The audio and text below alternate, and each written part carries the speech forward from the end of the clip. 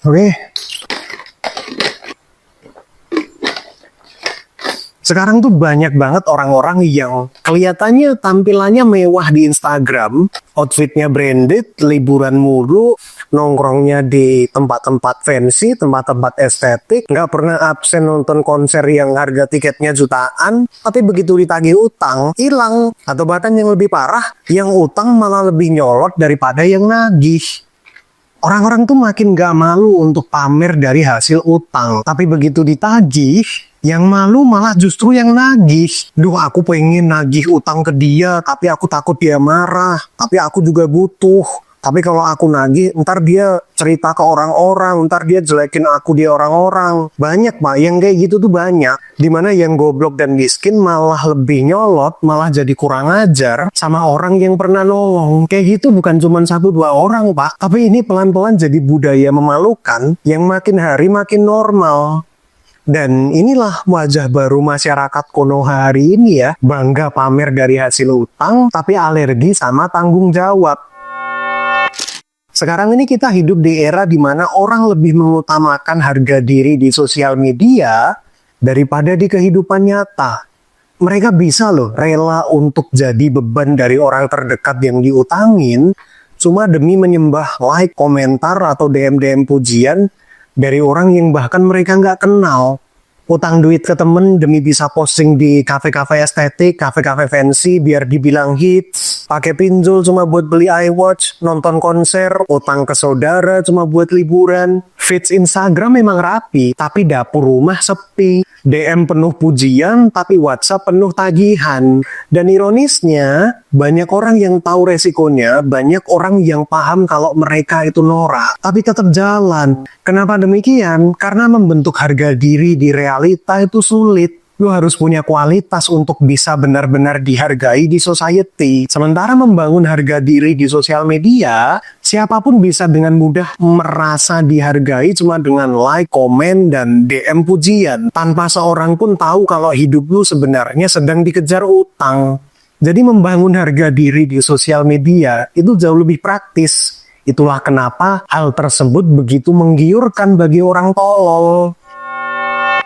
Kalian pernah nemuin nggak? Ada model-model orang yang kayaknya dia rajin banget nongkrong di tempat-tempat yang fancy, fine dining, makan di tempat mahal, nongkrong di cafe estetik, story-nya kayaknya swag banget.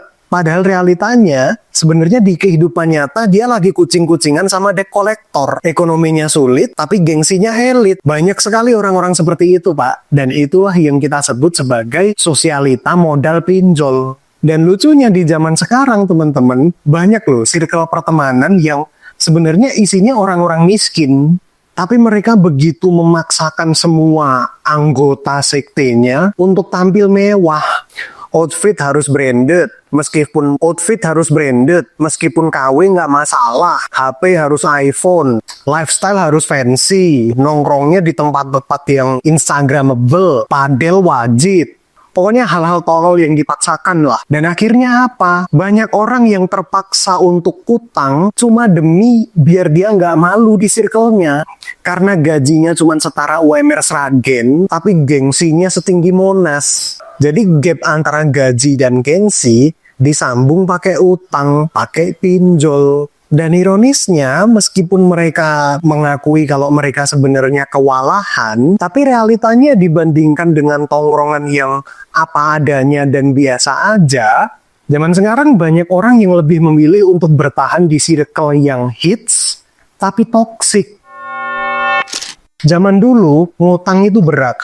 Lo harus punya muka tembok untuk minjem duit ke tetangga, atau lo harus siap untuk dihina ketika lo minjem duit ke saudara. Kalau minjem duit ke bank, ribet, agunan, slip gaji, rekening koran. Tapi sekarang, hari ini, utang itu jauh lebih mudah dari apapun, Pak. Tinggal klik di HP, semenit duit langsung cair. Prosesnya emang cuma semenit, tapi dampaknya bisa bertahun-tahun. Dan disitulah bahaya terbesarnya, Pak. Ngutang jadi gampang, orang jadi makin enteng ngambil utang, dan akhirnya lama-lama utang udah bukan lagi untuk kebutuhan yang mendesak. Tapi mentalitas pinjem duit, mentalitas hidup di atas kemampuan, lama-lama jadi bagian dari gaya hidup.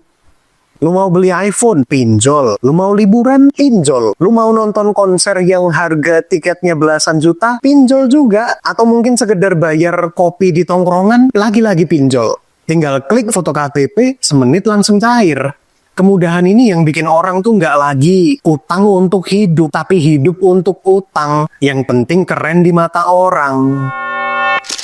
Pinjol lu pinter banget marketing, Pak. Mereka benar-benar bisa mengerti kalau orang Konoha itu gajinya kecil, tapi gengsinya tinggi banget. Miskin, tapi banyak mau. Jadi mereka nggak pernah bilang kalau ini untuk kebutuhan darurat. Ini adalah solusi atas urgensi. Tapi mereka bilang, ini kesempatan.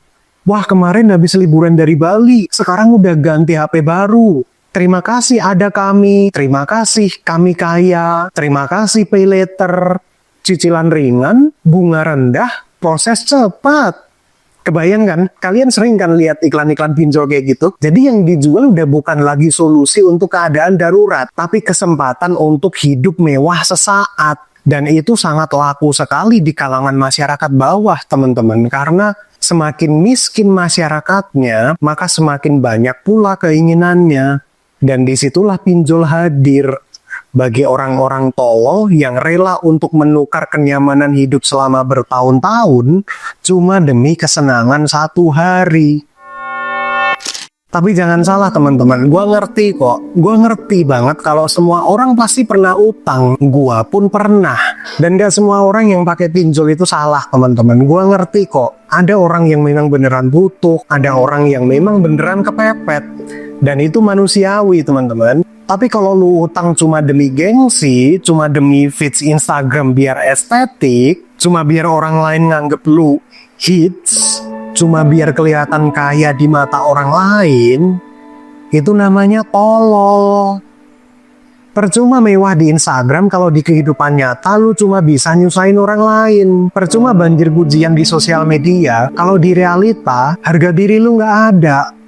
Karena ketika lu pakai pinjol cuma demi gengsi, utang sana sini cuma buat pamerin barang-barang yang sebenarnya belum mampu lo beli, orang bukannya makin respect teman-teman, malah elunya yang makin kelihatan norak. Orang pasti bakal jaga jarak karena mereka tahu bahwa suatu saat nanti lu pasti akan nyusahin mereka. Jadi sebelum lu posting story lu yang mewah-mewah itu, coba tanyakan ke diri lu deh, ini gue beli karena beneran mampu atau maksain diri cuma biar kelihatan keren?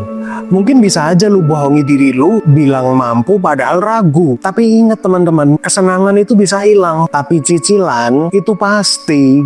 Bunganya makin mekar membesar, tapi saldo rekening nggak pernah bohong.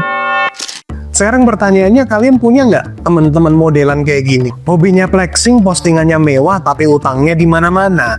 Atau bahkan pas ditagih bukannya malu, tapi malah nyolot balik. Kalau kalian punya cerita yang mirip-mirip, coba deh posting video ini di Instagram Story atau WhatsApp Story. Sesekali coba lu sindir mereka dengan kenyataan yang pahit. Siapa tahu mereka nonton video ini. Karena ketika omongan orang terdekat udah nggak mampu lagi mengingatkan, mungkin orang jauh dengan mulut yang sedikit kasar bisa jadi solusi.